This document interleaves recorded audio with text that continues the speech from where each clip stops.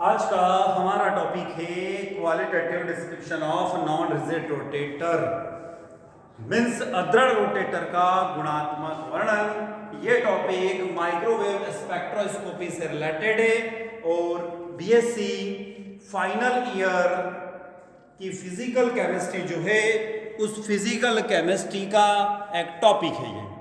अब हम बात कर रहे हैं qualitative description of non rigid rotator की बात कर रहे हैं। हम लोग जानते हैं कि जो डायएटॉमिक मॉलिक्यूल्स होता है वो रोटेशनल स्पेक्ट्रा देता है। जब वो माइक्रोवेव रेडिएशन को एब्जॉर्ब करता है तो उसके बाद में वो रोटेशनल स्पेक्ट्रा यानी कि घूर्णन स्पेक्ट्रा को देता है।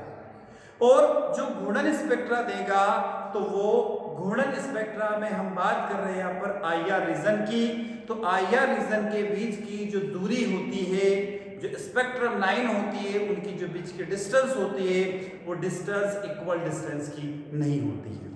मतलब हम ये कह सकते हैं कि J का मान जैसे जैसे बढ़ता है तो उसके साथ में जो रेखाएं होती है, जो लाइन होती है, उनके बीच की जो डिस्टेंस होती है वो घटने लग जाती है। जैसे हम लोगों ने पढ़ा था कि हम ये कह रहे हैं कि जैसे हमारे पास में क्या हुआ था, तो हम ये कह रहे थे कि जैसे जैसे हम अप लेवल में जाते हैं तो हमने भी कहा कि जैसे जैसे हम लोग J के मान में बढ़ते जाते हैं तो उस कंडीशन में क्या होता है, तो उस कंडीशन में जो लाइंस है उनकी बीच की डिस्टेंस बढ़ जाती है। जैसे हमने कहा कि यहाँ भी ये जो लाइंस है, इस लाइन की क्या होती है, डिस्टेंस धीरे धीरे क्या हो जाएगी, कम हो जाएगी। क्लियर? तो ये जो ट्रांजिशन हो रहे हैं, जो संक्रमण हो रहे हैं एक लाइन से, यानी कि हमने कहा J equal to 0, J equal to 1, J equal to 2, तो एक लाइन से दूसरी लाइन में जो ट्रांजिशन हो रहा है तो जैसे जैसे J की वैल्यू बढ़ेगी तो ये ट्रांजिशन के बीच में जो लाइन से इन लाइन की जो गैप है, इनके बीच की जो डिस्टेंस है, जो दूरी है, वो कम हो जाती है। और इसी के आधार पर, इसी के बेसिस पर हम लोग उसके बंध लंबाई को भी यानी बॉन्ड लेंथ को भी पता कर सकते हैं। अब होता क्या है, तो ऐसा जनरली देखा गया है या पाया गया है कि J के मान में वृद्धि के साथ साथ बंध लंबाई बढ़ती है। क्या कहा गया है कि जैसे जैसे J की वैल्यू इंक्रीज होती है तो उसके साथ साथ बॉन्ड लेंथ भी क्या हो जाएगी, इंक्रीज हो जाएगी। तो J की वैल्यू बढ़ने के साथ साथ बॉन्ड लेंथ भी क्या होती है, इंक्रीज होती है। यानी बंध सदैव यह प्रवृत्ति होती है, जो बॉन्ड होता है बंध के अंदर यह नेचर होता है कि वो हाई रोटेशनल स्पीड पर उसका सेंट्रीफ्यूगल फोर्स यानी अपकेंद्रण बल के द्वारा स्ट्रेच या उसके अंदर तनन होने लगता है। तो क्या होता है कि जब उसमें उच्च घूर्णन तेज गति से वो रोटेट होने लगता है तो जो सेंट्रीफ्यूगल फोर्स होता है, अपकेंद्रण बल है, उसके द्वारा उसमें स्ट्रेच यानी कि तनाव या तनन उत्पन्न हो जाता है। अब हम यदि कहें कि उच्च घूर्णन वेग यानी हाई रोटेशन वेलोसिटी जो होती है यदि वो बढ़ जाता है तो ऐसी कंडीशन में अपकेंद्रण बल यानी कि सेंट्रीफ्यूगल फोर्स डायएटॉमिक मॉलिक्यूल के दौरान दो परमाणुओं या दोनों नाभिकों में एक दूसरे से दूर रखने का प्रयास करते हैं।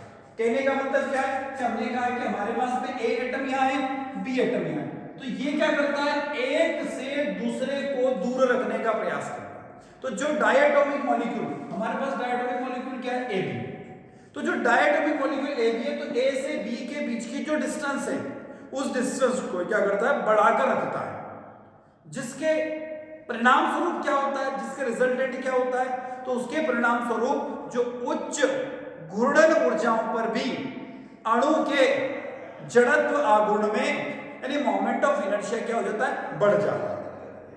और एनर्जी लेवल का जब हम कंपैरिजन करते हैं तो एक दूसरे के वो क्या होती है, पास में आने लग जाती है। जैसे हमने कहा दूरी ज्यादा है या कम हुई, फिर आगे कम हुई, तो जैसे जैसे हम आगे बढ़ते हैं तो एक दूसरे के क्या हो जाते हैं, पास आ जाते हैं। तो यही कारण है कि J में जो हाई वैल्यू के लिए उत्तरोत्तर स्पेक्ट्रमी यानी कि जो स्पेक्ट्रम की जो रेखाओं की जो डिस्टेंस होती है, जो एक दूसरे के बीच की दूरी होती है, वो दूरी कभी भी इक्वल नहीं होती है। मतलब दूरी हम क्या करें कि जैसे जैसे J का मान बढ़ेगा तो इन ट्रांजिशनों के बीच में जो डिस्टेंस है वो डिस्टेंस कम हो जाएगा। अब हम ये कह रहे हैं कि एक रोटेशन करने वाले या घूर्णन करने वाले, यदि हम किसी निकाय के सिस्टम की बात करें जिसमें दो मास सेंटर है, जैसे हमने कह दिया M1 और M2 सपोज दो मास सेंटर है यहां पर, क्लियर है? तो हम ये कह रहे हैं कि हमारे पास में कोई मॉलिक्यूल है और उस मॉलिक्यूल में दो मास सेंटर है M1 तथा M2, और जिसमें दो द्रव्यमान केंद्र या दो मास सेंटर है, ये किसी एक भारहीन क्षण से जुड़ा हुआ है, वेटलेस किसी सब्सटेंस से जुड़ा हुआ है, बंधा हुआ, इन दोनों के बीच में और बीच के बीच में कोई बॉन्ड है। अब ये जो बॉन्ड है ये किसी, हम ये मान लेते हैं कि ये बॉन्ड सपोज स्प्रिंग का बना हुआ है, हमने मान लिया कि बॉन्ड क्या है, किसी स्प्रिंग का बना हुआ है। तो जब उच्च घूर्णन होता है, हाई रोटेशन होता है, तो जे में मॉलिक्यूल तेजी से घूर्णन करने लगते हैं। जे के मॉलिक्यूल क्या होते हैं, जे के जो मॉलिक्यूल्स होते हैं उनमें रोटेशंस क्या हो जाते हैं, बढ़ जाते हैं, तथा ये जे का जो रोटेशन बढ़ता है यानी घूर्णन स्तर बढ़ते हैं, यानी रोटेशनल एनर्जी लेवल जब बढ़ते हैं, तो ऐसी कंडीशन में सेंट्रीफ्यूगल फोर्स का वहां पर अनुभव होने लगता है, यानी कि इसमें जो सेंट्रीफ्यूगल फोर्स यानी अपकेंद्रण बल है वो लगने लग जाता है। और जैसे अपकेंद्रण बल लगेगा तो ये जो सिस्टम है इनके बीच में जो इंटरन्यूक्लियर डिस्टेंस है, दो एटम के बीच में जो इंटरन्यूक्लियर डिस्टेंस है वो बढ़ जाएगी, और बढ़ने के साथ साथ में बंध लंबाई जो होती है वो भी बढ़ जाएगी। बंध लंबाई बढ़ी तो मोमेंट ऑफ इनर्शिया यानी कि जड़त्व गुण भी बढ़ जाएगा।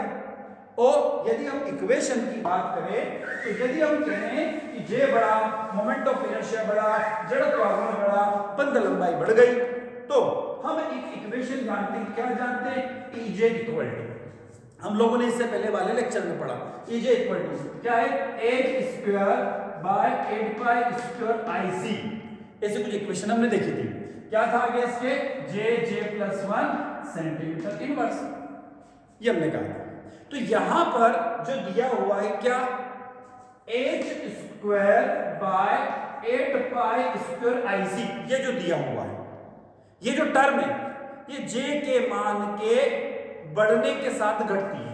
कहने का मतलब है कि J की वैल्यू बढ़ेगी तो ये जो टर्म दे रखी है ये क्या हो जाएगी, घट जाएगी। तो नॉन रिजिड रोटेटर में क्या होता है कि जैसे जैसे J इंक्रीज होता है तो h square by 8 pi square IC क्या हो जाएगी, डिक्रीज हो जाएगी। अब हम बात करते हैं यहां पर श्रोडिंगर वेव इक्वेशन की। किसकी तरफ चल रहे हम लोग, हम चल रहे हैं श्रोडिंगर वेव इक्वेशन की तरफ। तो श्रोडिंगर वेव इक्वेशन को यदि हम सॉल्व करें, ठीक है, तो हम बात करते हैं श्रोडिंगर वेव इक्वेशन। तो हम कह रहे हैं कि श्रोडिंगर इक्वेशन का यदि हम सॉल्यूशन करें तो एक नॉन रिजिड रोटेटर के लिए रोटेशनल एनर्जी की वैल्यू को हम एक इक्वेशन के द्वारा पता कर सकते हैं। किसके लिए बात कर रहा हूं मैं कह रहा हूं कि नॉन रिजिड रोटेटर के लिए बात हो रही है। तो बात हो रही नॉन रिजिड रोटेटर के लिए कौन सी एनर्जी, रोटेशनल एनर्जी की बात हो रही है, ठीक है। तो रोटेशनल एनर्जी को निम्न प्रकार ज्ञात कर सकते हैं, ठीक है। यानी जो अदृढ़ रोटेटर है उसकी जो घूर्णन ऊर्जा है उसको निम्न प्रकार से ज्ञात कर सकते हैं। कैसे ज्ञात कर सकते हैं, देखो हम इक्वेशन को देख लेते हैं। हम जब इक्वेशन की बात करें तो क्या होगी, हम लोग जानते हैं E एप्सिलॉन r, या हम इसको ER भी लिख सकते हैं, ठीक है। ये बात हो रही रोटेशनल एनर्जी की बात हो रही, ठीक है। ER तो मतलब हो गया रोटेशनल और E का मतलब हो गया एनर्जी। तो EJ इक्वल टू हम लोग क्या जानते हैं, h square by 8 pi square IC, या तो तुम लोग जानते हैं। आगे क्या जानते हैं उसकी तरफ चलते हैं। तो हम नॉन रिजिड रोटेटर के लिए एनर्जी की बात कर रहे हैं। क्या इक्वेशन है, J+1, ये तो इक्वेशन माइनस किसके बाद हुई, श्रोडिंगर वेव इक्वेशन को जब हमने सॉल्व किया तो नॉन रिजिड रोटेटर के लिए रोटेशनल एनर्जी को हम इस इक्वेशन से कैलकुलेट कर सकते हैं। तो क्या है, h की पावर क्या होगी यहां पर 4। अब नीचे क्या हो जाएगा जब सॉल्व करेंगे तो 32, ठीक है, पाई स्क्वायर क्या हो गया IC, ठीक है, तो आई का भी क्या हो गया, स्क्वायर हो गया, आर का भी क्या हो गया, स्क्वायर हो गया, रेडियस की बात हो रही, और यहाँ पे कांस्टेंट आ जाएगा जिसको हम के बोलते हैं। आगे देखें तो ये भी जे स्क्वायर प्लस जे वन का स्क्वायर हो जाएगा। ठीक, अब इस इक्वेशन को हम सॉल्व कर लेते हैं।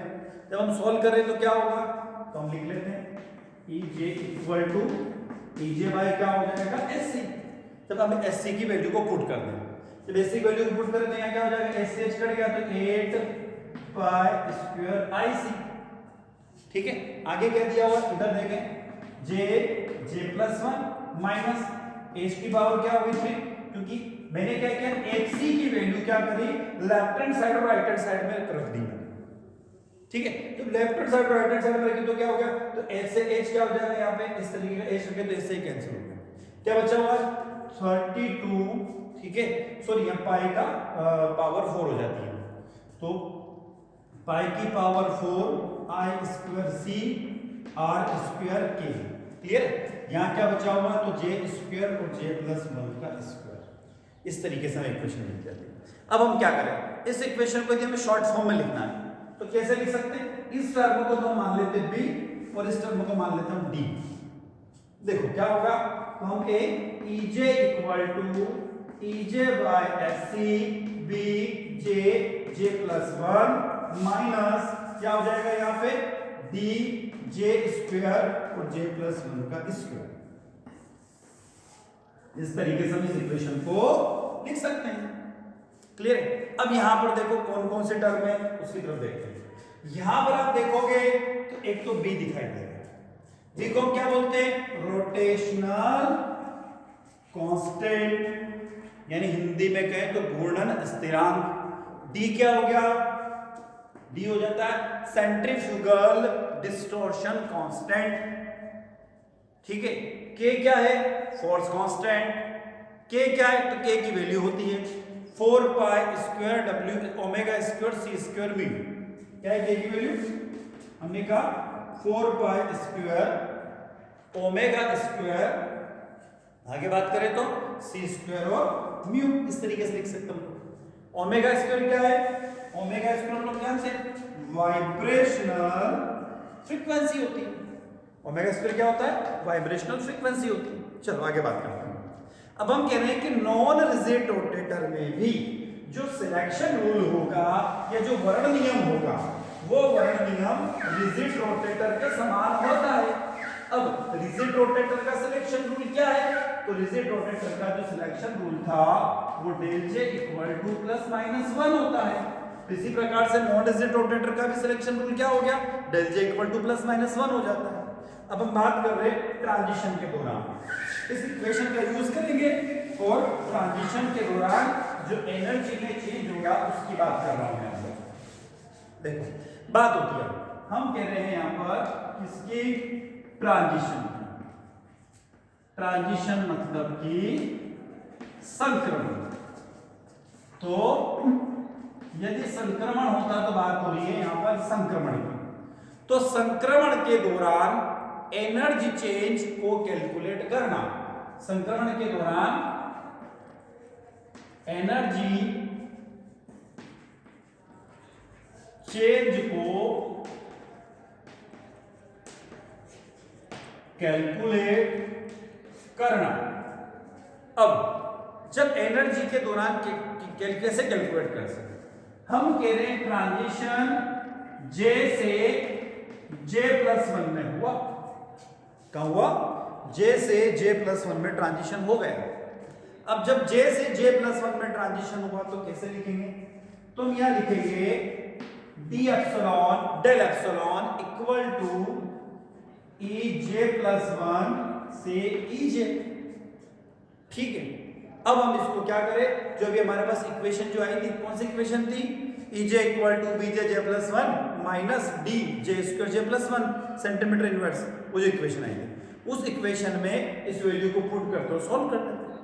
अब देखो हम सॉल्व करते हैं, कैसे करना, डी एप्सिलॉन इक्वल क्या हो सकता है, तो हम यहाँ पे लिखेंगे जो इक्वेशन है B J J plus one, इस इक्वेशन की बात कर रहा हूं मैं। तो पहले आ गया बी क्या कर रहे हैं हम लोग, पहले j+1 से ट्रांजिशन का हुआ, देखो j से ट्रांजिशन क्या हुआ j+1 में, मतलब ej+1 minus A epsilon j, इसको ऐसे लिख रहे हैं। तो हम यहाँ लिखेंगे इसको bj+1 और j+2, ये हो गया माइनस।